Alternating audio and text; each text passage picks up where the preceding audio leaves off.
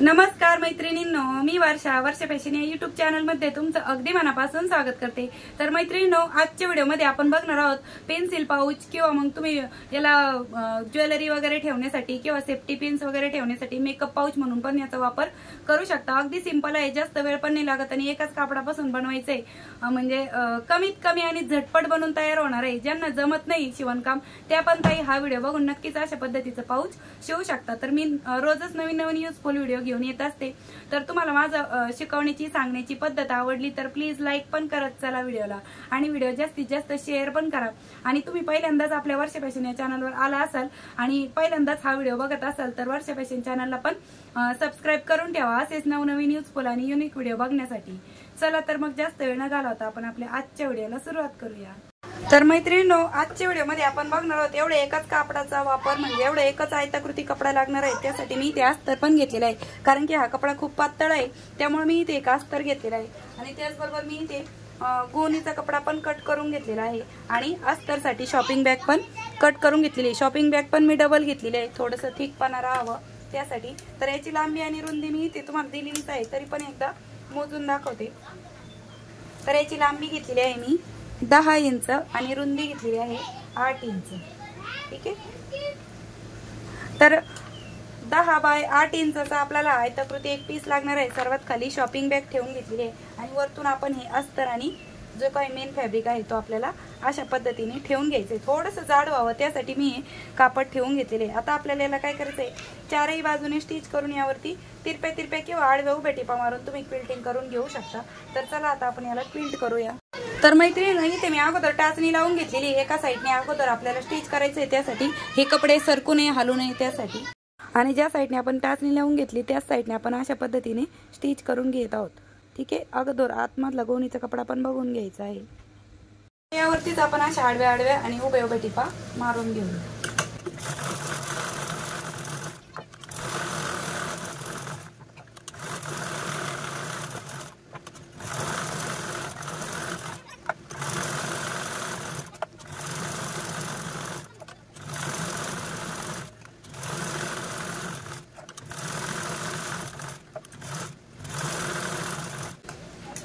एक्स्ट्राचा part आपण cut करून घेऊया। तर बघा मैत्रिणींनो, अशा पद्धतीने आपण याच्यावरती आडव्या आणि उभ्या टिपा मारून घेतलेला आहे आणि एक्स्ट्राचा पार्ट मी कट करून घेतलेला आहे। बरोबर आपला 10 बाय 8 इंचचा हा आयताकृती कपडा राहिलेला आहे शिवून। ठीक आहे, आता यानंतर आपल्याला काय करायचं, एक झीप घ्यायची जी की टेलरिंग मटेरियलच्या दुकानात तुम्हाला इझिली अवेलेबल होते आणि हे एक रनर आहे। तर आपल्याला अशा पद्धतीने दोन्ही साईडने ही झीप आहे ती अटॅच करून घ्यायची आहे। ठीक आहे, तर अशा पद्धतीने स्टिच करायची, नंतर यावरती पुन्हा दाबटीप मारून घ्यायची। या इकडच्या साईडने पण अशा पद्धतीने पुन्हा दाबटीप मारून घ्यायची। तर चला आता आपण ही झीप अटॅच करून घेऊया। तर बघा मैत्रिणींनो, अशा पद्धतीने आपण ही झीप स्टिच करून घेत आहोत, नंतर यावरती आपण दाबटीप पण देऊन घेत आहोत।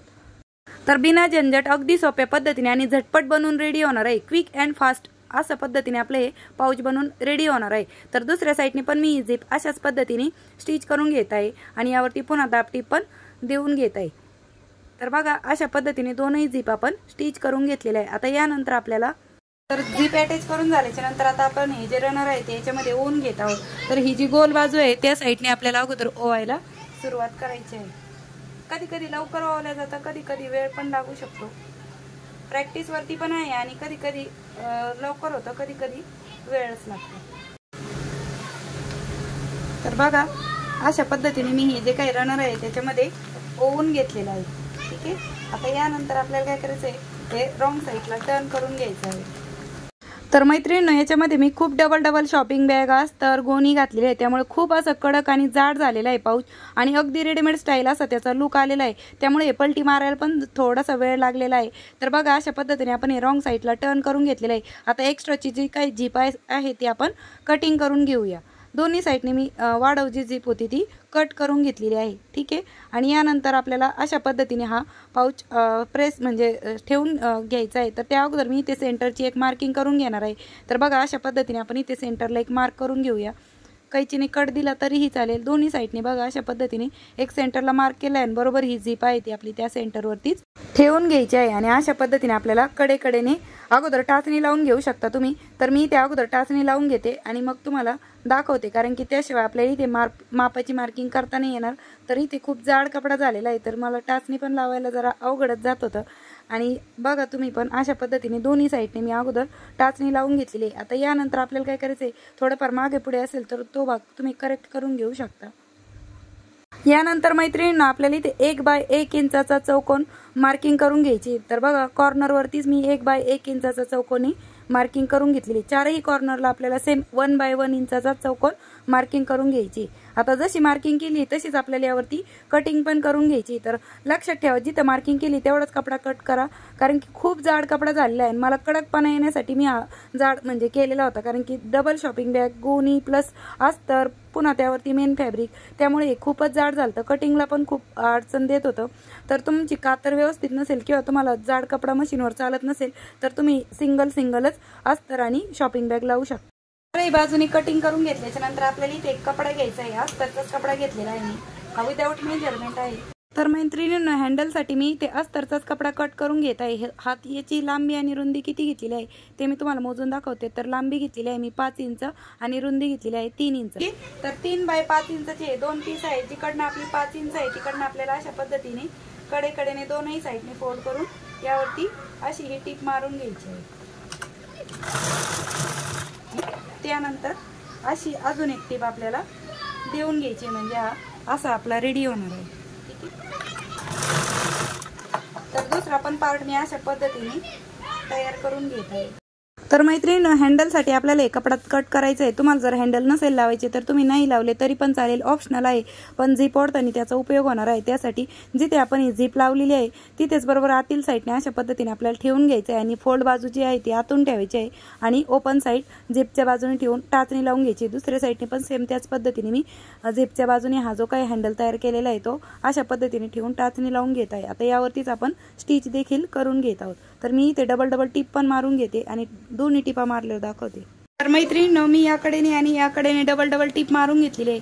आता यानंतर आपले हे जे 4 कॉर्नर आहे ते आपल्याला अशा पद्धतीने पकडायचे आहेत आणि यावरती पण स्टिच करून घ्यायचे। सेम चारही बाजूने आपण अशाच पद्धतीने पकडून यावरती अशा प्रकारे स्टिच करून घेणार आहोत। ठीक आहे, तर चला मी हे स्टिच पण करून घेतो। तर मैत्रिणींनो, अशा पद्धतीने आपले हे चारही कॉर्नर व्यवस्थित असे पकडून यावरती स्टिच करून घ्यायचे। तर अशाच पद्धतीने मी राहिलेले 2 पण स्टिच करून घेते आणि स्टिच झाल्याच्या नंतर दाखवते। तर मैत्रिणींनो, अशा पद्धतीने मी ही चारही कॉर्नर वरती स्टिच करून घेतलेले आणि डबल टिप पण मारून घेतलेली। आता ही झीप ओपन करून आपण हा भाग राईट साईडला टर्न करून घेऊया।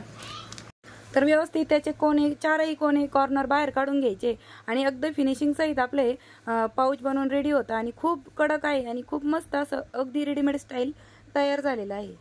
तर बघा मैत्रिणींनो, अशा पद्धतीने खूप सुंदर असं आपलं हे पेन केस म्हणा, पेन्सिल केस बनवून रेडी झालेलं आहे। त्याचबरोबर तुम्ही बॉटम पण बघू शकता आणि याच्यात आपण डबल कपडे वापरलेले आहे, गोणी प्लस शॉपिंग बॅग, त्यामुळे खूप असा कडकपणा आलेला आहे। तर मी तुम्हाला याच्यामध्ये काही पेन्सिल पण ठेवून दाखवते। तुम्ही पण शाळेतील तुमच्या मुलांसाठी किंवा स्वतःसाठी पण बनवू शकता, मेकअपचं सामान स्टोअर करण्यासाठी पण बनवू शकता, त्याचबरोबर शाळेत मुलांना पण देण्यासाठी बनवू शकता आणि खूप सुंदर अगदी छोट्याशा कापडापासूनच आपण हे बनवलेलं आहे। त्याचबरोबर तुम्ही बॅक साईडने पण बघू शकता, अगदी रेडीमेड स्टाईल आहे आणि काहीच वेळ नाही लागत, अगदी झटपट बनवून रेडी होतं। अगदी कमीत कमी वेळामध्ये आपली पेन्सिल केस म्हणा किंवा पेन्सिल पाऊच बनवून रेडी झालेलं आहे आणि याच्यामध्ये तुम्ही खूप सारं सामान ठेवू शकता। तर बघा एवढं सामान ठेवलेलं आहे ना, अजून पण जागा शिल्लक होती आपली। तर खूप सुंदर सावकाश स्टेप बाय स्टेप मी तुम्हाला या पेन्सिल केसची कटिंग आणि स्टिचिंग दाखवलेली आहे।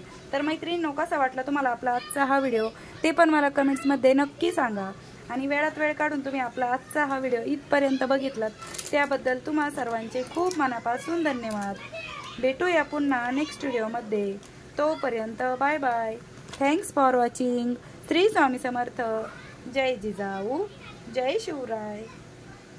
आणि याला हे पकडण्यासाठी आपण हँडल पण दिलेले आहे, जे की म्हणजे चेन ओढताना आपल्याला उपयोगी येणार आहे।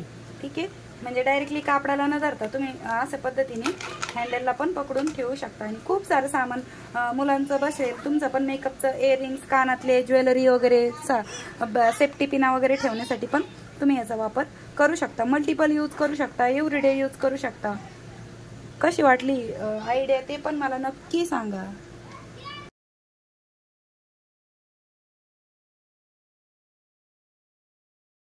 तर शाळेला सुट्ट्या असल्यामुळे मुलांचा खूप आरडाओरडा दंगा मस्ती चालू आहे, तर तो प्लीज तुम्ही इग्नोर करा, कारण की त्यांना किती शांत बसा म्हटलं तरी ते नाही बसत आणि खेळत होते.